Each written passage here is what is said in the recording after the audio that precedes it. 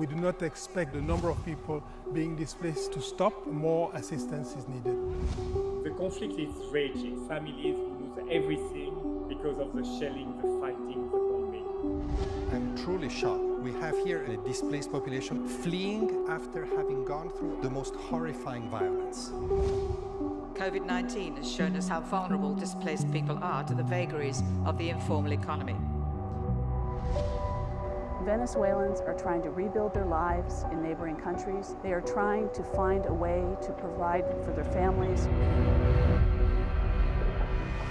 82.4 million people worldwide are forcibly displaced, a devastating tally and the highest on record.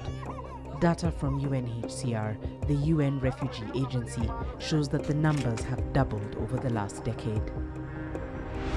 Beyond the numbers lies a human tragedy. Despite a global pandemic, people continued to flee persecution, human rights abuses, and deadly conflicts. 26 million people have crossed borders to find safety. 48 million are displaced within their own countries. Several crises have persisted for years. Some are new, others are emerging. والله أنا زي ده ما عرفت عنه لكن بالشفاعة وعملوا كان في ماتوا شديد ماتوا والله أي ماتوا قالوا بعد ده قالوا يلا طلعوا مش أي محل كله طلع أي والله. Tens of thousands have fled from Ethiopia's Tigray region to Sudan since November last year. Millions more are internally displaced and in urgent need of assistance. Nadia, at 17 years old, has been a refugee all her life. Her father fled Afghanistan 40 years ago. In Pakistan, he works 12 hours a day selling rice so Nadia can go to medical school. He's my life. It's too much important to me. He's too much old, but still he's hard work. He's dreaming that you should be a doctor. More than 2/3 of all refugees come from just 5 countries: Syria, Venezuela, Afghanistan, South Sudan, and Myanmar. Among the most vulnerable of those forced to flee are children. 42% of the displaced are below the age of 18.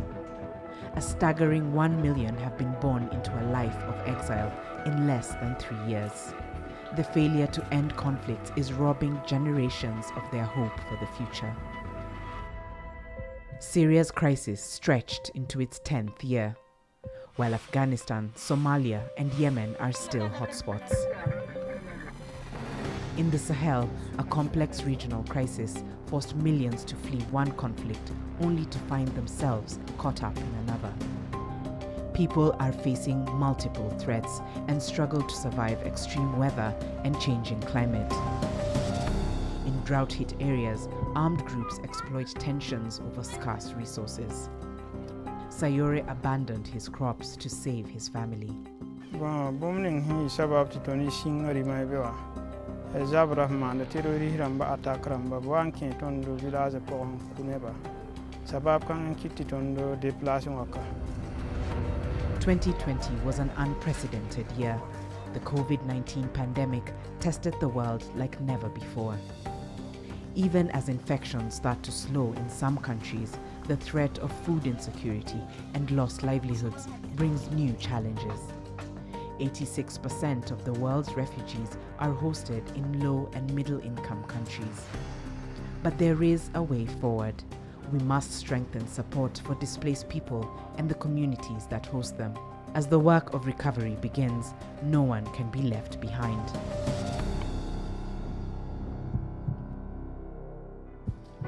كان الوضع نحن علينا كلياتنا هون معيشة صعبة، بس هلا صرنا أصعب وأصعب وأصعب عم نجي الأصعب، وإنه هلا بيزبط الوضع بعدين بيزبط الوضع، منا عارفين رح نوصل لهون. إجت الكورونا قعدنا على الأرض. Even in the most difficult of times, hope shines through. Despite her own struggles, Kaukab offered credit services to refugees in Lebanon who could not afford basic items. Some countries kept their borders open to asylum seekers while managing health risks. Refugees themselves were part of the response to COVID-19 in countries that took them in. On my side as a soap producer, first I decided to put on a lower price so that each and everyone will be able to afford the soap.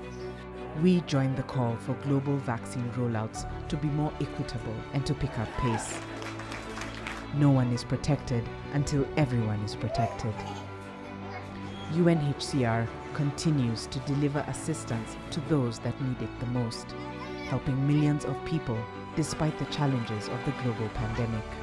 Even as insecurity and displacement persist at a truly alarming rate, solidarity for refugees, internally displaced persons, stateless people, and the communities that welcome them is more vital now than ever. But above all, peace must become a priority once more.